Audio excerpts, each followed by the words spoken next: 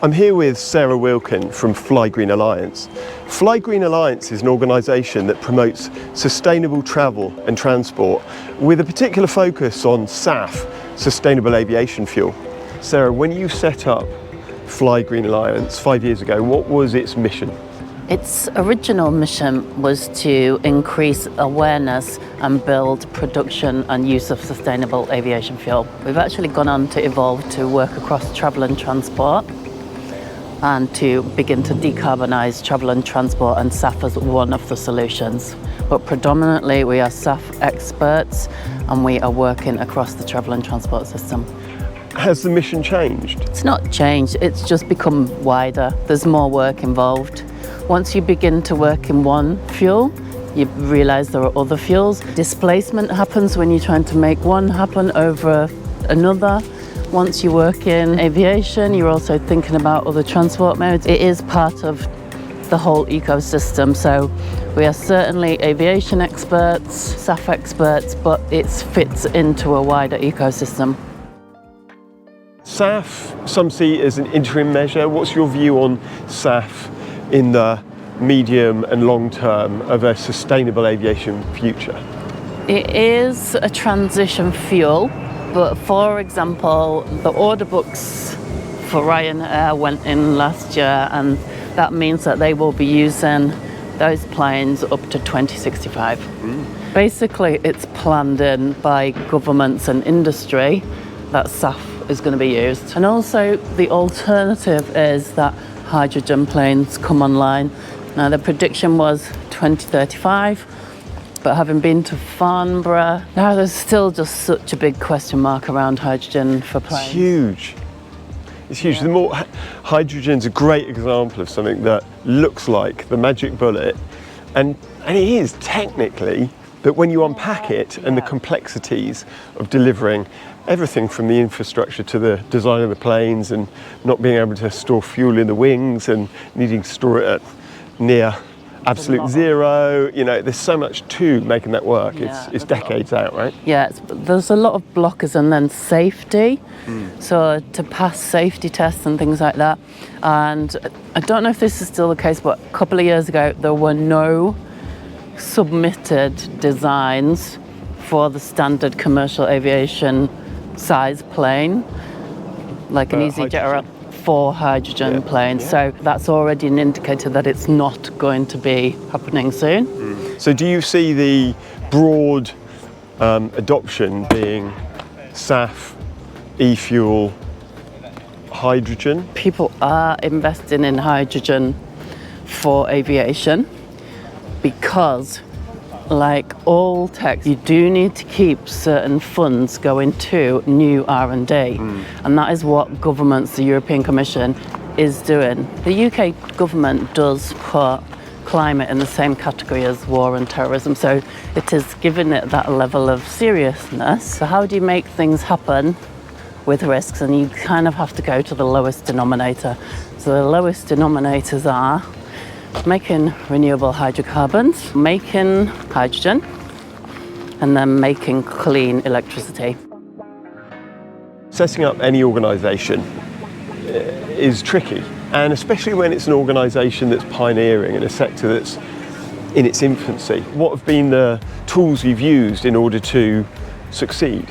Yeah, I think it is keeping an open mind, meeting a lot of people. You come together in a group when you all want to make the same thing happen. Do you see what you're doing at Fly Green Alliance as a calling? In some ways it was. A couple of things came around at a very specific time. So in some ways it was quite a green beacon, and it kind of made me think in a different way.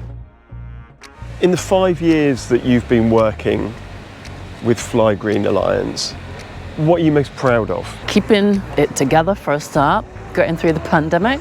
It's an incredibly difficult topic. It's political, it's evocative, it's all of these things. In my previous roles, I was certainly a facilitator and a coordinator. I was a producer in advertising. I wasn't an account manager, I wasn't a business developer, so I had to learn all of this to sustain my own living. and to propel Fly Green Alliance forward. What one piece of advice would you give to somebody who's looking to set up an organisation as you have done with Fly Green Alliance? Is there any business advice that you can give? I would join as many groups as you can, because I've done a lot of my work solo. It's quite hard to do it on your own because you're also bouncing around ideas in your own head. Make sure you've got a plan, you know how to get there, you know what you're doing, you know what your targets are, but also know that you can evolve. What you are in year 1 isn't what you're going to be in year 5. Especially in this sector, right, which is changing so rapidly. Is there one piece of advice that you'd give to the general public and what they can do to promote a sustainable future? We created a concept called carbon fasting. So if you think about how people have done the 5 and 2 diet, Right. where you reduce your calorie intake on 2 days a week. Yeah. So when you can, reduce carbon at any point. Mix up your carbon reduction in food, in recycling, in your methods of transport, everything that is advised. Do as many of these as you can while you can, when it's available, when it's a possibility, when it's affordable. It's kind of carbon budgeting. If sustainability isn't happening at your work, bring it to your work. If it is, bring it to your family. There's all different ways. So it's about communication, it's about spreading the message. And community, actually. We're going for a grant and the subject area is governance and policy, and it's around community engagement. So it's which initiatives are happening in the community that is going to help that work to happen and accelerate further. Sarah, if we don't get these important processes in place, what's at stake with regard to the future? It's the 14 million people that are predicted to be wiped out. It's the buildings and the infrastructure and land scorched and things like that. So there's the very physical parts. But then, of course, that has a knock-on effect. It's about towns and cities and rebuilding and insurance. So then that's when it becomes a business. There's obviously different levels of effect. Then has a business effect of climate refugees and moving people around and rebuilding roads and buildings. And so it's all of these things. And then there's just, different layers, of course, in this topic from definitely a business and consumer point of view, but then from a very realistic physical point of view as well.